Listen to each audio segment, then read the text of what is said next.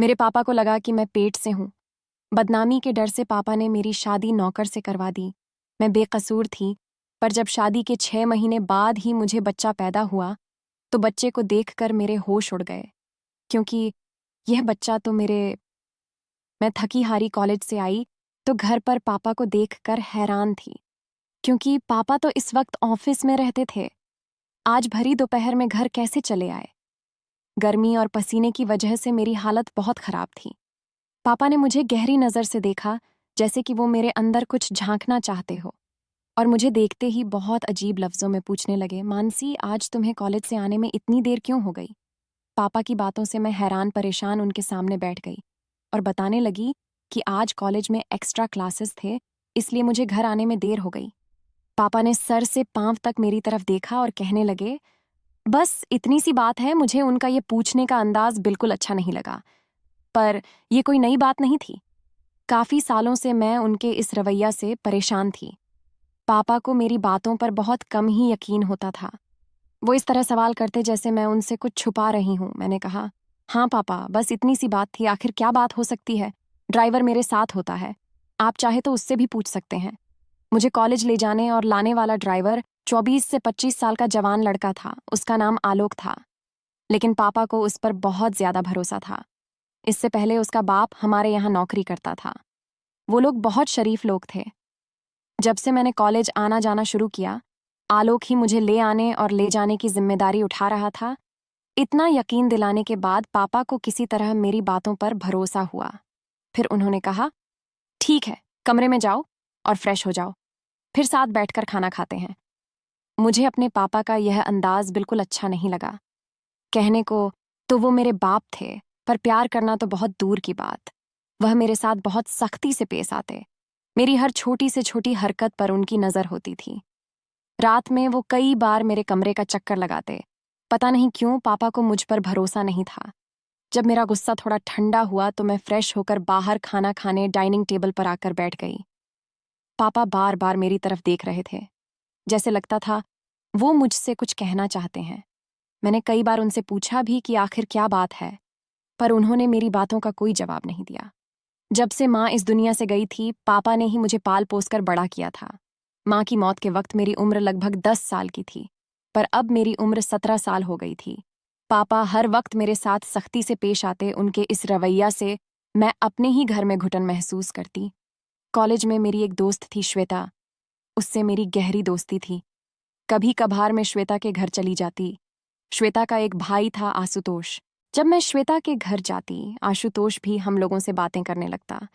कभी कभी आशुतोष श्वेता को कॉलेज छोड़ने आता। आशुतोष की बातों से लगता कि वो मुझे पसंद करता है।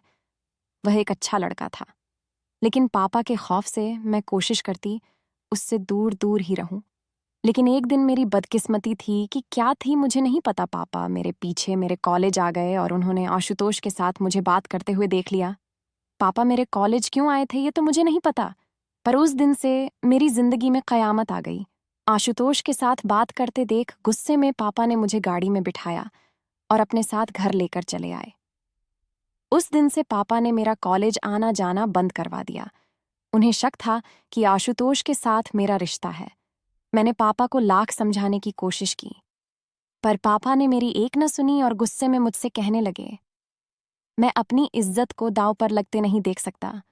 तुमने मेरे भरोसे को तोड़ा है। तुम्हारी माँ के गुजरने के बाद मैंने हर दिन तुम्हारी फिक्र में गुजारा है।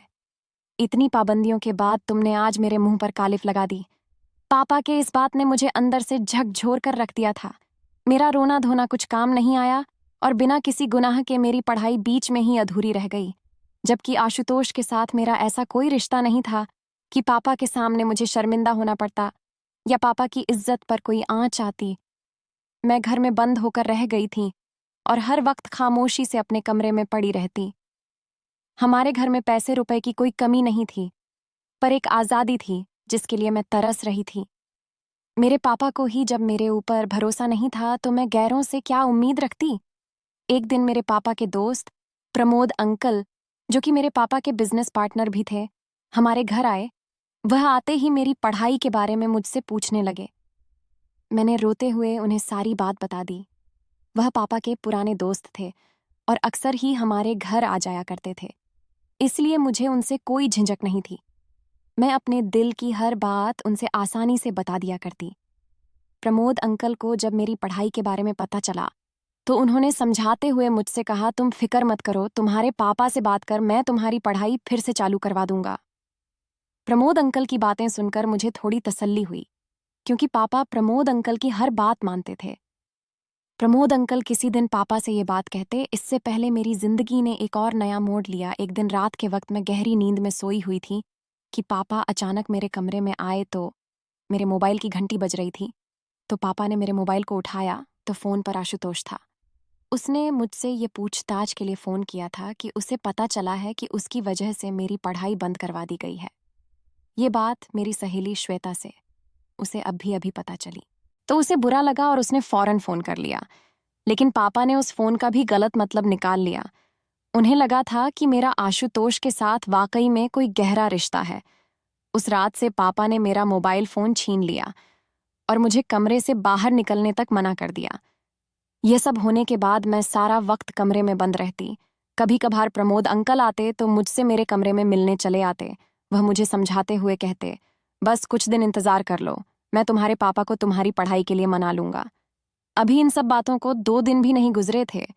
एक दिन पापा मेरे कमरे में आए और मुझसे कहने लगे, आज के बाद तुम मेरे कमरे में सोया करोगी।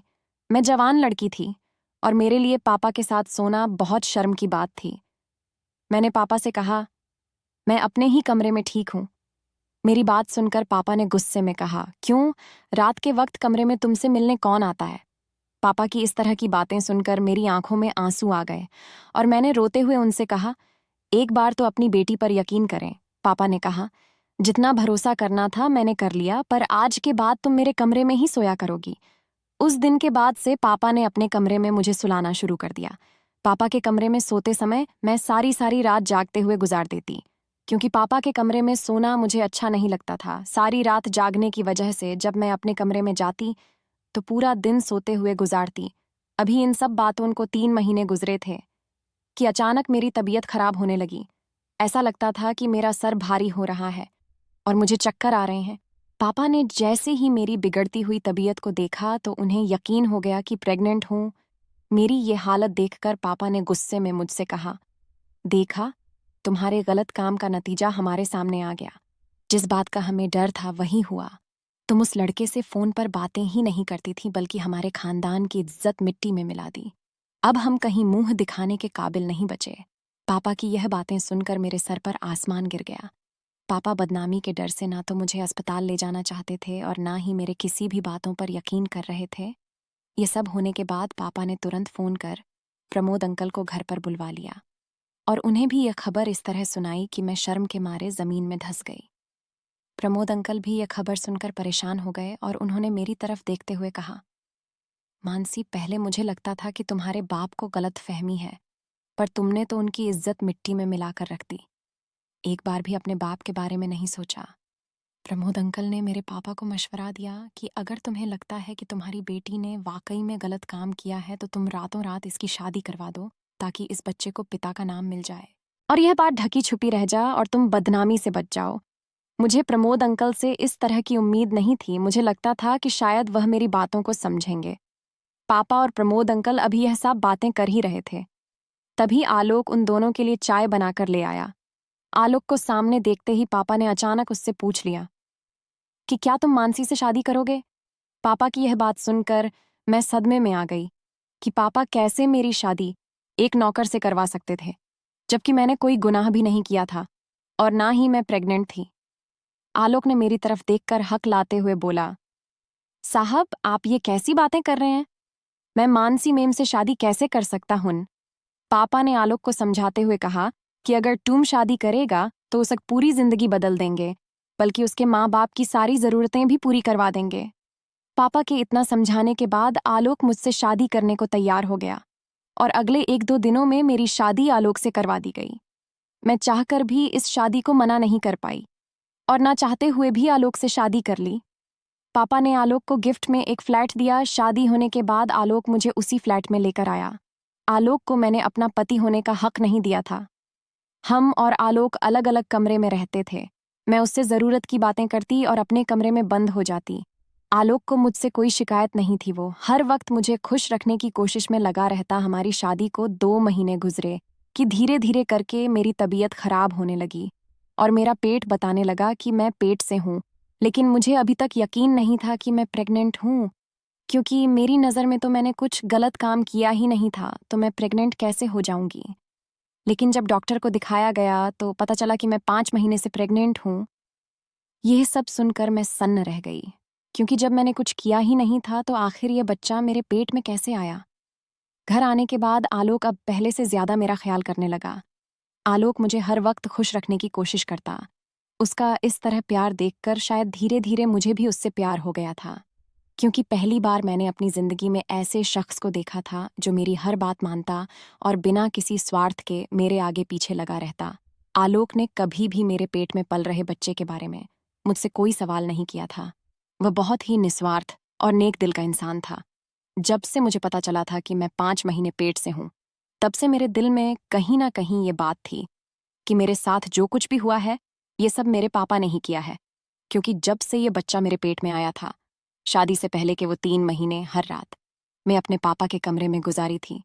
मेरे दिन कुछ इसी सोच विचार के साथ गुजर रहे थे कि कुछ दिन बाद मेरा 9वां महीना पूरा हुआ और मेरे पेट में दर्द होने लगा। मुझे जल्दी से हॉस्पिटल ले जाया गया। हॉस्पिटल जाने के बाद पता चला कि डिलीवरी का वक्त आ गया है। कुछ वक्त के इंतजार के बाद मैंने एक बेटे को जन्म दिया। डॉक्टर ने बच्चा दिखाने की कोशिश की तो मैंने मुंह फेर लिया। मैं उस बच्चे को देखना भी नहीं चाहती थी, जिसकी वजह से मेरी पूरी जिंदगी बर्बाद हो गई थी। आलोक ने जब देखा कि मैं उस बच्चे से नफरत करती हूँ, तो उसने उस बच्चे को प्यार से गोद में ले लिया और वहीं उस बच्चे का ख्याल करने लगा। हॉस्पिटल से छुट्टी के बाद हम घर आ गए। आलोक दिलों जान से मेरी और मेरे बच्चे का ख्याल कर रहा था। उसका यह अंदाज देखकर मैंने बड़ी हैरत से पूछा, आलोक, कैसे तुम एक नाजायज बच्चे को इतने प्यार से अपना सकते हो, जबकि तुम इस बात से पूरी तरह वाकिफ हो कि यह बच्चा तुम्हारा नहीं है। मेरी बात सुनकर आलोक कुछ देर के लिए खामोश हो गया और फिर कहने लगा, मानसी, मैं आपसे बहुत प्यार करता हूँ। आपसे जुड़ी हर चीज मुझे बहुत प्यारी है। ये बच्चा आपने पैदा किया है, इससे मुझे उतना ही प्यार है जितना कि आपसे। उसके मुंह से अपने प्यार का इस तरह इजहार सुनकर मैं दंग रह गई। बच्चे को पैदा हुए महीना होने वाला था, लेकिन अब तक मैंने बच्चे को गोद में नहीं उठाया था। आलोक ही बच्चे का दिन रात ख्याल रखता। मैं अपने कमरे में बंद होकर अपनी बदनसीबी पर आंसू बहाती रहती। मैं उस बच्चे को हरगिज अपनाना नहीं चाहती थी। एक दिन मैं अपने कमरे में बैठी हुई रो रही थी कि आलोक मेरे पास आया और मुझसे कहने लगा, मानसी जी, मुझे आपका यह दुख देखा नहीं जा रहा। क्या आपको जानना है कि यह बच्चा किसका है? उसके मुंह से ये बात सुनकर मैंने हैरत भरे अंदाज में कहा, हाँ, मुझे जानना है। आलोक ने कहा, मैं आपको सब कुछ बताऊंगा, पर इसके लिए आपको मुझसे एक वादा करना होगा। मुझे जल्दी बताओ। मैंने कहा, यही कि यह सच्चाई जाने के बाद आप इस बात को अपने दिल में दफन कर लेंगी और किसी को नहीं बताएंगी, क्योंकि यह बात किसी को पता चली कि बच्चा किसका है तो हमारे बच्चे के भविष्य पर बहुत बुरा असर पड़ेगा। और इसमें इस मासूम का क्या कसूर? मुझे किसी भी हालत में सच्चाई जाननी थी, इसलिए मैंने आलोक से वादा किया, ठीक है, जैसा तुम कहते हो मैं वैसा ही करूंगी। पर आलोक के मुंह से सच्चाई जानने के बाद मेरे पैरों तले से जमीन खिसक गई, क्योंकि इस बच्चे का बाप वह इंसान था जिस पर मैं खुद से भी ज्यादा भरोसा करती थी। मेरे बच्चे के पिता प्रमोद अंकल थे और प्रमोद अंकल ये सब मेरे साथ मेरी पापा की प्रॉपर्टी हड़पने के लिए किए थे। प्रमोद अंकल शुरू से ही मेरे पापा को मेरे प्रति भड़काते थे, इसीलिए मेरे पापा मेरे ऊपर भरोसा नहीं करते थे। आलोक ने बताया कि एक दिन प्रमोद घर पर आया तो आलोक के सिवा घर पर कोई नहीं था। शायद उस दिन मेरे सर में बहुत तेज दर्द था और मैंने आलोक से चाय बनाने को कहा था। तभी अचानक प्रमोद आया और आलोक को किचन में चाय बनाता हुआ देख आलोक से पूछने लगा, किसके लिए चाय बना रहे हो? जब उसे पता चला कि आलोक मेरे लिए चाय बना रहा है, तो उसने किसी बहाने से आलोक को जरूरी काम के लिए बाहर भेज दिया और बोला, तुम जाओ, मानसी को चाय मैं दे दूंगा। आलोक ने जब यह बात मुझे बताई तो मुझे याद आया कि एक दिन प्रमोद ही मेरे लिए चाय लेकर आया था। मुझे क्या पता था कि पिता समान होने के बावजूद वह मेरे साथ ऐसा करेगा। मैंने बेझिझक उसके हाथ से चाय लेकर पी ली थी और चाय पीते ही मुझे नींद आ गई थी। नींद नहीं बल्कि मैं बेहोश हो गई थी। आलोक ने बताया कि उसे पता नहीं क्यों कुछ अनहोनी का अंदेशा हो गया था। इसीलिए काम निपटाकर घर जल्दी आया। पर जब तक मैं आया तब तक प्रमोद काम कर चुका था और आपके कमरे से निकलते हुए अपने शर्ट की बटन बंद करता हुआ अपने घर चला गया। तब से मैं प्रमोद और आपके पापा की बातों पर ध्यान देने लगा। ज्यादातर प्रमोद आपके बारे में आपके पापा को भड़काता। मैं चाहता तो यह सारी बातें आपसे और आपके पापा से बता सकता था, लेकिन मुझे पता था कि मुझ जैसे नौकर की बातों पर कौन भरोसा करेगा। पर आपके साथ जब आपके पापा सख्ती से पेश आते तो मुझे बहुत बुरा लगता।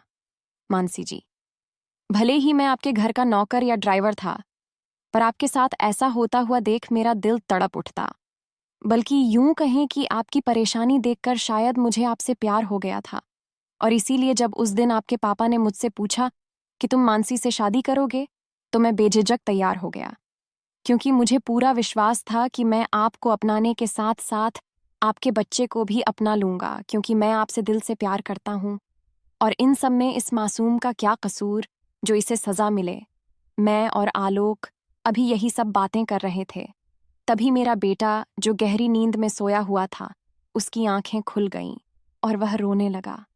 आलोक ने जबरदस्ती बच्चे को मेरी गोद में डाल दिया तो ममता से मेरा दिल तड़प उठा और मैंने उसे सीने से लगा लिया और फूट फूट कर रोने लगी।